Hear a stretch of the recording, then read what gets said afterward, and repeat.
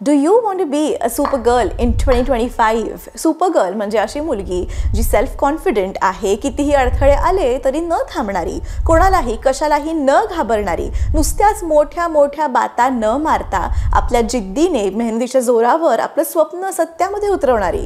मला माहिती आहे तुलाही अशी सुपर गर्ल बनायचं आहे, पण खूप वेळा मनातल्या मनात तू सुद्धा काश मी सुद्धा तिच्यासारखं अजून काहीतरी आयुष्यामध्ये प्रोडक्टिव्ह केलं असतं, मला पण माझं लाईफ काहीतरी चेंज करायचं आहे, असंच तू म्हणत असतेस.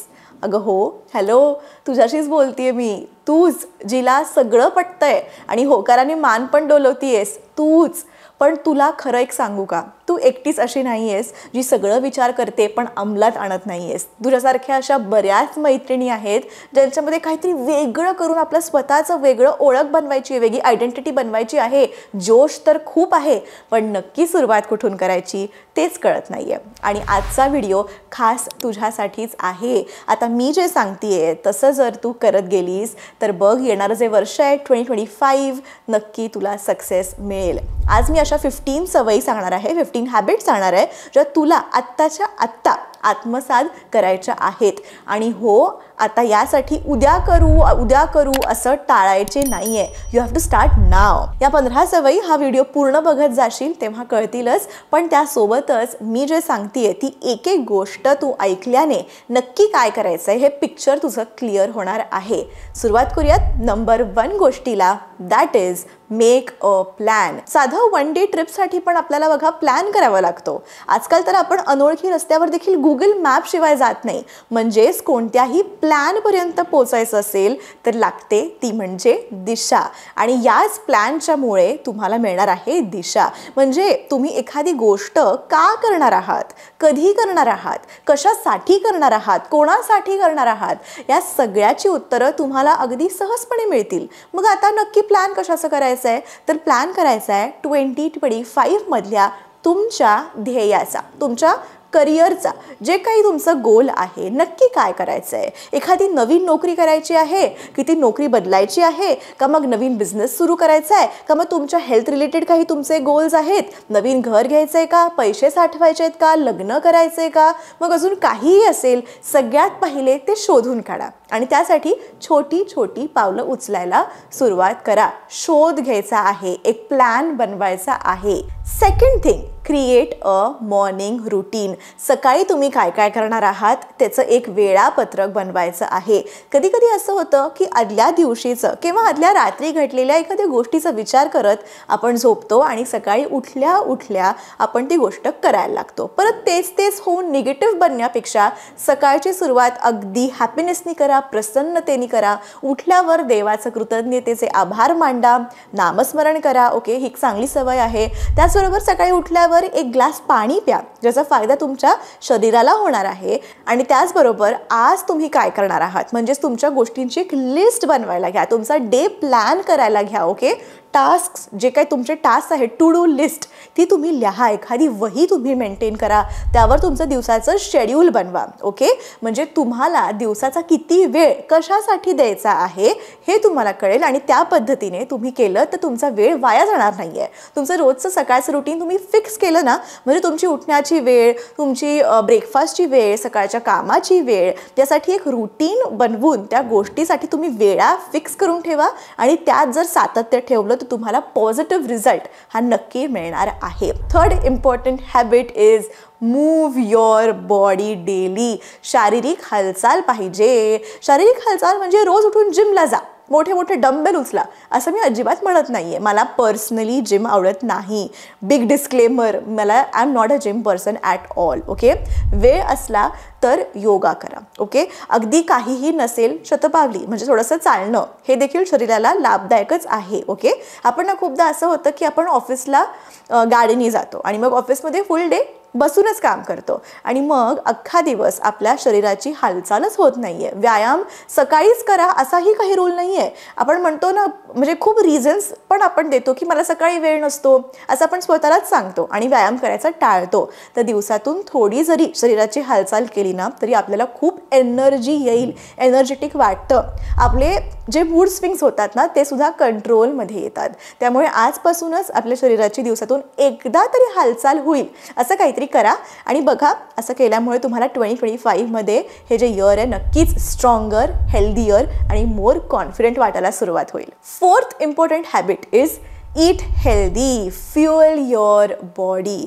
आता बघा, तुमच्या महागड्या गाडीमध्ये तुम्ही जरा हलक्या दर्जाचं, हलक्या क्वालिटीचं पेट्रोल घालता का? आपल्याला जर माहिती असेल की अरे त्या पेट्रोल पंपावर ना काहीतरी भेसळ करतात बरं का, पेट्रोल त्यांचं चांगलं नसतं. आता मला सांगा की आपण आपल्या गाडीमध्ये हलक्या क्वालिटीचं पेट्रोल घालत नाही, मग आपण आपल्या शरीरामध्ये नको असलेले पदार्थ म्हणजेच जंक फूड का खातो? मंडळी, चांगला आहार म्हणजेच सात्विक घरगुती पदार्थ खाल्ल्याने आपल्या बॉडीला अनेक लाभ होतातच. लहानपणी आपण बघा सायन्समध्ये याबद्दल शिकलो आहे की फ्रूट्स, व्हेजिटेबल्स, लीन प्रोटीन्स खाल्ल्याने आपल्या शरीराला तसंच आपल्या त्वचेला सुद्धा किती फायदे होतात. त्याचसोबत सात्विक अन्न खाल्ल्याने आपल्याला एनर्जेटिक फील होतं आणि आपली बुद्धी देखील तल्लख होऊ लागते. त्यामुळे आजपासून डाएटमध्ये जास्तीत जास्त फ्रूट्स, व्हेजिटेबल्स, घरचं अन्न, प्रोटीन हे सगळं इन्क्लूड करा. मी असं अजिबात म्हणत नाही की पिझ्झा खाऊ नका, बर्गर खाऊ नका, बंदच करा.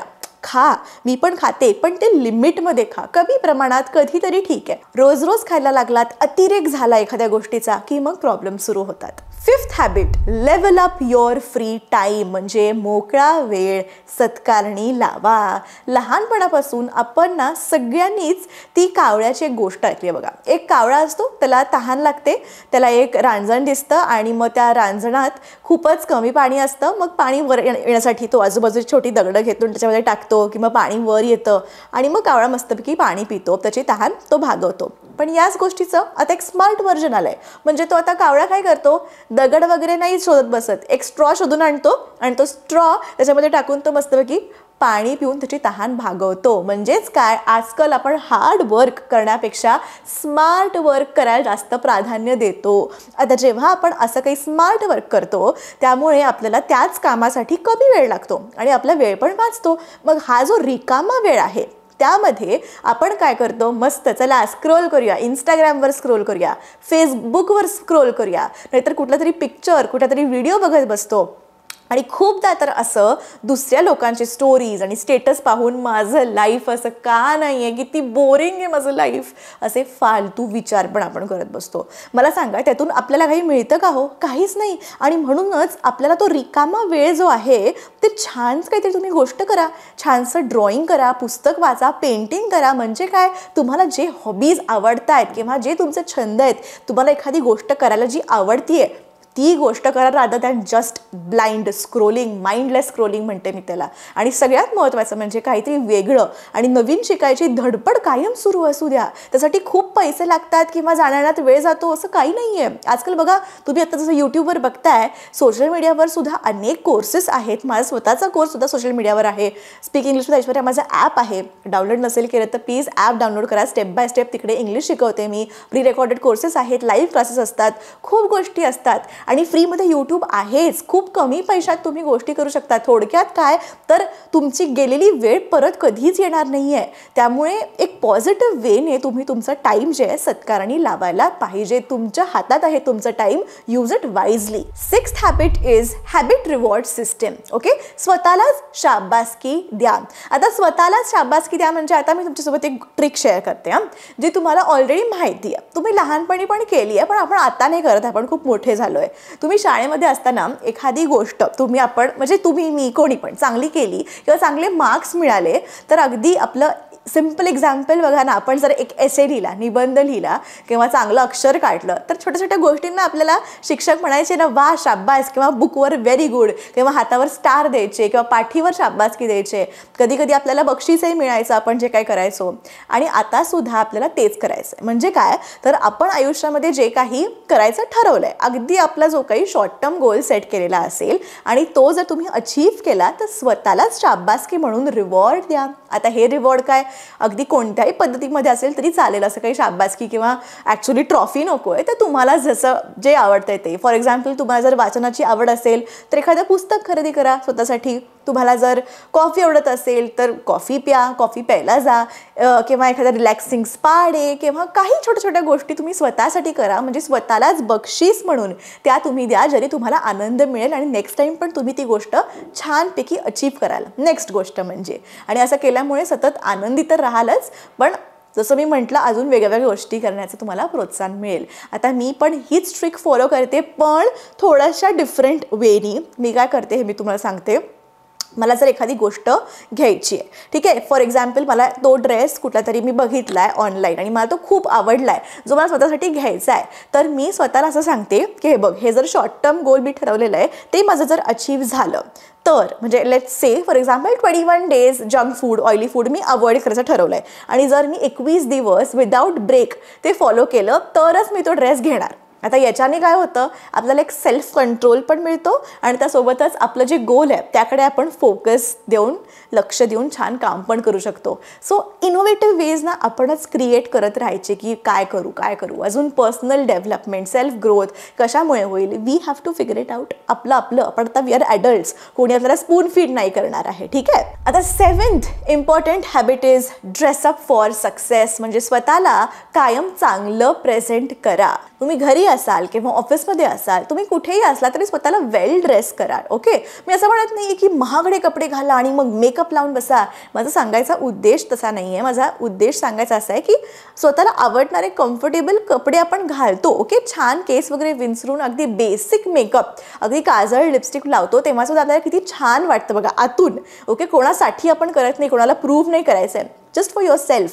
त्यामुळे आपला मूड देखील फ्रेश राहतो. मला माहिती आहे की आपण जेव्हा घरी असतो तेव्हा आपण म्हणजे घरच्याच कपड्यांमध्ये असतो, कारण घरची बरीच कामं असतात, घाई गडबड असते, किंवा जे काही वर्क प्रोजेक्ट्स असतात आपल्याला केस विंचरायला पण वेळ मिळत नाही. पण आता इथून पुढे तसं न करता स्वतःला वेल ड्रेसअप करायची सवय लावा, ज्यामुळे तुम्ही स्वतः कॉन्फिडंट दिसालच, पण त्यासोबतच दुसऱ्या व्यक्तीसमोर तुम्ही एक वेगळं छान तुमचं एक छाप पण पडू शकेल. 8th habit is set clear goals. स्वतःचं ध्येय निश्चित करा. जे मी आधी पण सांगितलं होतं, गोल म्हणजेच ध्येय. बघा, आपल्या आयुष्यामध्ये ना आपले ध्येय काय आहेत एकदा निश्चित झालं की त्यानुसार आपल्याला कृती करता येते. एखादी गोष्ट आपण का करत आहोत, कशासाठी करत आहोत, हे सगळं निश्चित झाल्यावर आपण आपोआप ते ध्येय साध्य करण्याच्या मागे लागतो. मग ते ध्येय तुमच्या जीवनाच्या कोणत्याही क्षेत्रासाठी असू दे, काही फायनान्स रिलेटेड गोल्स असतील, फिजिकल फिटनेस रिलेटेड गोल्स असतील, करिअर रिलेटेड गोल्स असतील, दॅट इज युअर गोल. ठीक आहे, शॉर्ट टर्म गोल असू दे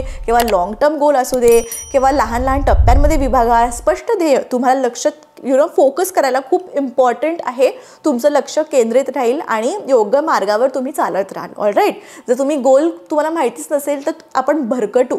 तसं न करता you have to be focused. आणि म्हणूनच 2025साठी तुमचं ध्येय मोठं ठेवा आणि मोठं ध्येय छोट्या छोट्या स्टेप्समध्ये डिवाईड करा आणि ते अचीव करायला ट्राय करा. म्हणजे जर तुमचं गोल आहे फिजिकल फिटनेस, तर मग एक दिवस व्यायाम केला आणि झालं असं होत नाही. म्हणूनच त्यासाठी रोज तुम्ही दिवसातून स्वतःला किती वेळ देणार आहात, त्या दिलेल्या वेळामध्ये तुम्ही काय करणार आहात, हे सगळं पहिलेच ठरवून ठेवा. ओके, असं केल्याने छोट्या छोट्या स्टेप्स उचलून तुम्ही बिग गोल्स नक्की अचीव करू शकता. Next habit is match your content with vision board. म्हणजे काय, आपण जे पेरतो ना तेच उगतं. बघा, आता ही म्हण आपण खूपदा ऐकली आहे. आता ही म्हण आपल्या रोजच्या जीवनामध्ये सुद्धा खूप उपयुक्त ठरते, कारण आपण जे विचार करतो तसंच घडतं. पण जर आपण एखाद्या गोष्टीसाठी पॉझिटिव्ह वेमध्ये म्हणजेच सकारात्मक दृष्टीने विचार केला तर ती गोष्ट नक्कीच पॉझिटिव्ह होते. पण आपण एखादी गोष्ट मला जमणारच नाही, मला येणारच नाही, तसंच आहे, असंच आहे, असं विचार करत राहिलो तर निगेटिव्हिटी निर्माण होणारच आहे. विजन बोर्डवर पण मला एक वेगळा व्हिडिओ करायचा आहे डिटेलमध्ये, ज्यामध्ये मी करणार आहेच. पण म्हणून 2025मध्ये तुम्हाला जर तुमचं गोल अचीव करायचं असेल ना, तर आपल्या आजूबाजूला सतत पॉझिटिव्ह गोष्टी येतील अशाच कृती आपल्याला करायच्या आहेत. म्हणजे काय, तर सोशल मीडिया, पुस्तकं, पॉडकास्ट, TV शोज, हे जे काही तुम्ही बघताय, ऐकताय, याद्वारे सतत आपल्याला आपल्या ब्रेनला, मेंदूला ज्या गोष्टी तुम्ही फीड करत आहात ना, ते तुम्हाला एकदम सतर्कतेने फीड करत राहायचे आहे. म्हणजे मी जसं मगाशी म्हटलं, माइंडलेसली काही गोष्टी बघायच्या नाही आहेत. जर तुम्ही अशी एखादी गोष्ट बघताय जी तुमच्या गोल पासून म्हणजे which is helping you to reach your goal, that will be important. तसं त्या गोष्टी ऐका. त्या गोष्टी करा.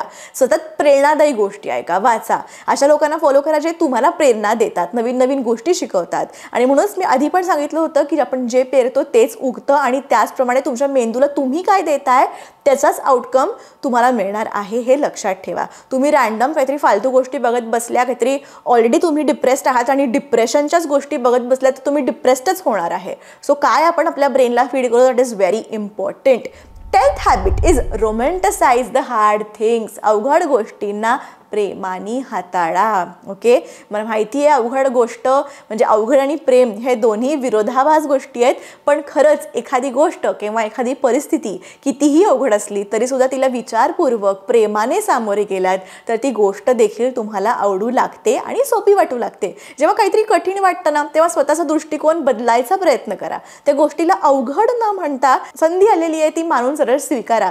एखादं कठीण काम असेल तर एखादा महत्त्वाचा प्रोजेक्ट असेल, तुम्हाला तो अवघड आणि मनाला ताण देणारा जरी वाटत असेल तरी तो प्रेमाने स्वीकारा. आय नो तुम्ही म्हणाल हे खूप अवघड आहे, पण ट्राय करून बघा. ज्या गोष्टीवर आपण प्रेम करतो ना ती गोष्ट आपण खूप मनापासून करतो आणि मग आपल्याला खूप स्ट्रेसफुल फिलिंग पण नाही आहेत. ओके, आणि हीच ट्रिक जर तुम्ही अवघड परिस्थितींना अवघड गोष्टींना वापरली तर नक्की तुमची प्रगती होईल. सो हे माझ्यासाठी एक चॅलेंज आहे. मी ह्याच्यातून खूप काही शिकणार आहे आणि मी ग्रो होणार आहे, म्हणूनच हे चॅलेंज माझ्यासमोर आलं आहे. ह्या पॉझिटिव्ह ॲटिट्यूडनीच तुम्ही अवघड गोष्टी स्वीकारा आणि त्या छानपैकी करा. 11th point, read books that challenge you. तुम्हाला आव्हान देणारी पुस्तकं वाचा. आपल्या आयुष्यामध्ये वाचनाला तुम्ही खूप प्राधान्य दिलं पाहिजे. Book plays an important role in our life. आपल्या सर्वांगीण विकासासाठी पुस्तक आपल्याला खूप मदत करतात. पुस्तकात तुमच्या वाढीसाठीची सर्वात म्हणजे प्रभावी साधन आहेत पुस्तकं. बेसिकली ती व्यक्ती म्हणजे पर्सनल डेव्हलपमेंटची असतील किंवा अजून सेल्फ हेल्पची असतील किंवा काहीही असेल, पण तुम्ही तुमच्या कल्पनाशक्तींच्या तुमच्या विचारांचा विस्तार देण्यासाठी तुमचे बुक्स असतात.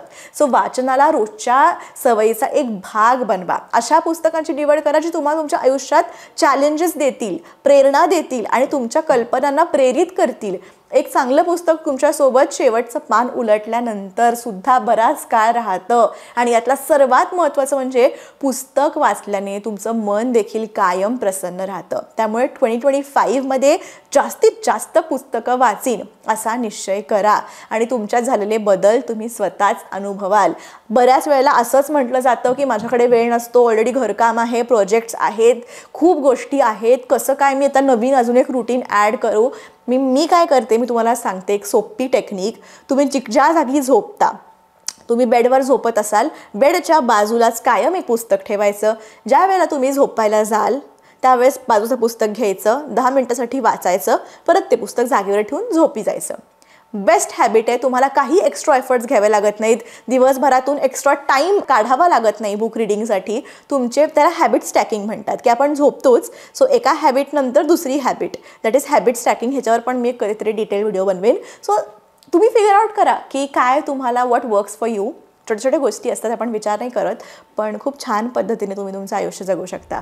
Moving on to 12th habit, stop negative thoughts. खूप कॉमन आहे पण खूप गरजेचं वाटतंय मला सांगायला की येणाऱ्या नकारात्मक विचारांना प्लीज प्लीज प्लीज थांबवा, त्यांना बाय करा. ओके, आपण काहीही विचार करत असू ना तरी बघा तो विचार ना आपण ऑटोमॅटिकली 2 भागांमध्ये डिवाइड होत असतो. ओके, पॉझिटिव्ह विचार आणि निगेटिव्ह विचार.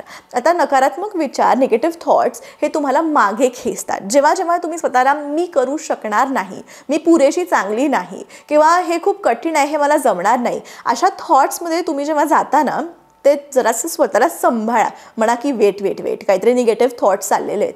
तुमच्या विचारांना लगेच सकारात्मक दृष्टीने बदलण्याचा प्रयत्न करा. ओके, स्वतःच्या मनामध्ये सतत तीच गोष्ट पॉझिटिव्हली म्हणत राहा. यासाठी अगदी छोटी छोटी पावलं उचला. तुमच्या विचारांना ओळखा, तुमच्या विचारांची जागा बदला, तुमच्या मनावर नियंत्रण ठेवा आणि जेव्हा जेव्हा तुम्ही जाणीवपूर्वक तुमचा नकारात्मक विचार सकारात्मक तेकडे जेव्हा तुम्ही वळवाल ना तेव्हा रिअली तुम्हाला बदल जाणवेल आणि तुमचा कॉन्फिडन्स सुद्धा नक्कीच वाढेल. फक्त थोडंसं आपल्याला सबकॉन्शियस माइंडला ट्रेन करायचं आहे. म्हणजे बऱ्याचदा थॉट्स येऊन पण जातात आणि आपल्याला कळत नाहीत की असे थॉट्स येऊन गेलेत. सो जेव्हा काही निगेटिव्ह एखादा थॉट येऊन जाईल तेव्हा थांबवून तो पॉझिटिव्हमध्ये कन्वर्ट करायचा आहे. ठीक आहे.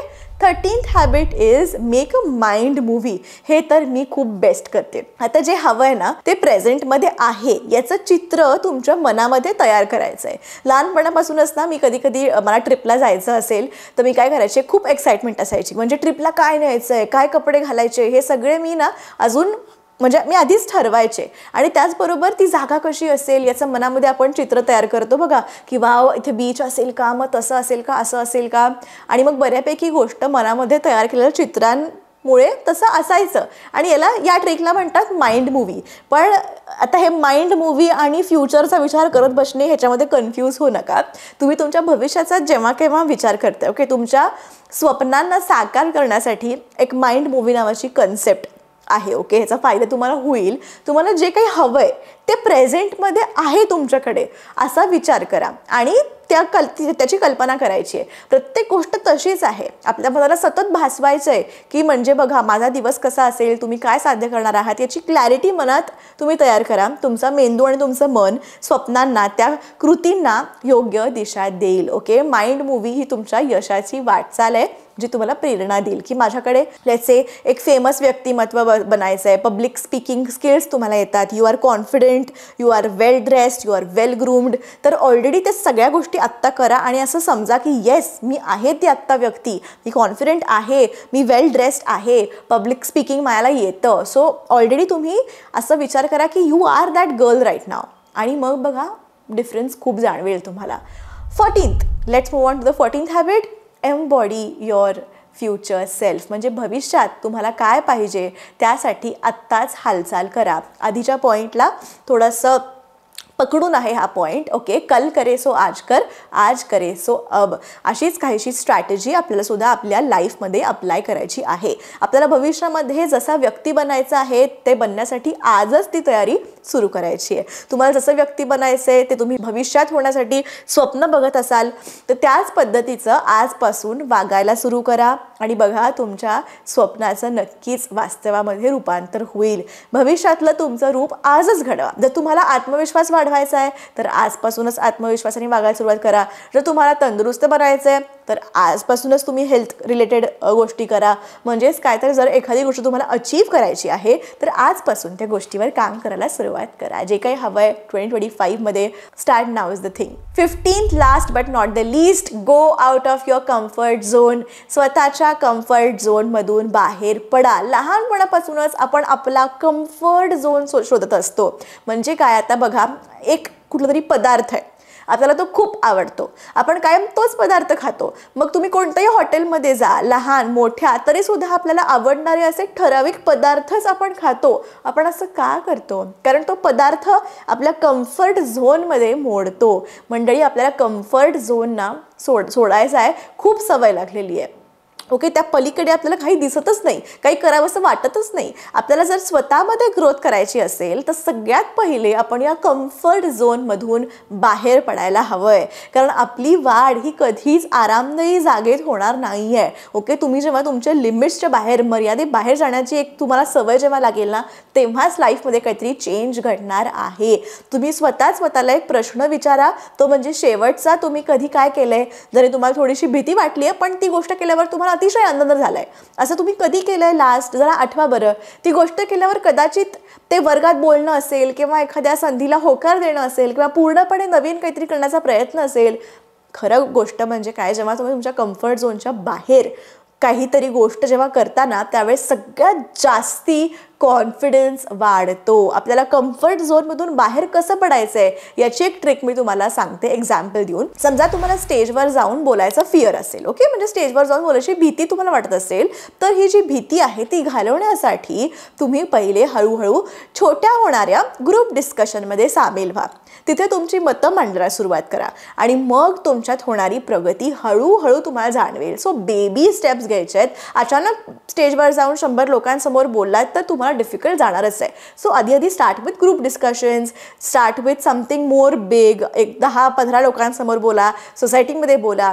स्टार्ट स्मॉल, ठीक आहे, बट स्टार्ट स्मॉल.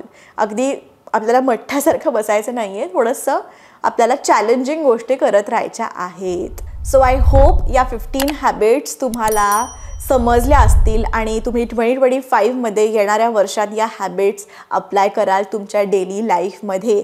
तुम्हाला हे मोटिवेशनल व्हिडिओज, प्रोडक्टिव्हिटी, लाईफबद्दलचे व्हिडिओज कसे वाटत आहेत मला प्लीज कमेंट करून सांगा, कारण थोडं नेहमीपेक्षा वेगळे व्हिडिओज मी ट्राय करते आहे. कसे वाटत आहेत, अजून कोणत्या विषयांवर व्हिडिओज आवडतील मला प्लीज कमेंट करून सांगा. मला सगळ्यांच्या कमेंट्स वाचायला खूप आवडेल.